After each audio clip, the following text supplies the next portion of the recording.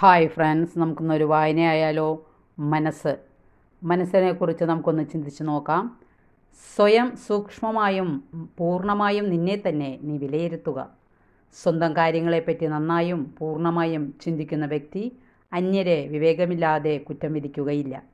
തന്നെപ്പറ്റി സൂക്ഷ്മമായി നിരീക്ഷിക്കുന്ന വ്യക്തി അന്യരെപ്പറ്റി സാധാരണഗതിയിൽ മൗനം പാലിക്കുകയേ ഉള്ളൂ. സ്വയം തിരുത്താതെ നീ മറ്റുള്ളവരുടെ കാര്യങ്ങൾ ചിന്തിച്ചു കൊണ്ടിരുന്നാൽ നിനക്ക് എന്താണ് പ്രയോജനം?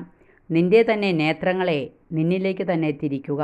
ജീവിതത്തെ മുഴുവൻ ഈശോയുമായി ബന്ധപ്പെടുത്തി ചിന്തിക്കുകയും ജീവിക്കുകയും ചെയ്യുന്നവരെയാണ് ക്രിസ്തുവിനെ അനുഗമിക്കുന്നവർ എന്ന് വിശേഷിപ്പിക്കുക. എൻ്റെ ഈശോയെ, വ്യർത്ഥ ചിന്തകൾ, കുറ്റം പറച്ചിൽ എന്നിവ അങ്ങയുടെ സാന്നിധ്യത്തിൽ നിന്നും എന്നെ അകറ്റിക്കളയുന്നുവെന്ന് ഞാൻ അറിയുന്നു. കർത്താവെ, എന്നോട് കരുണയുണ്ടാകണമേ.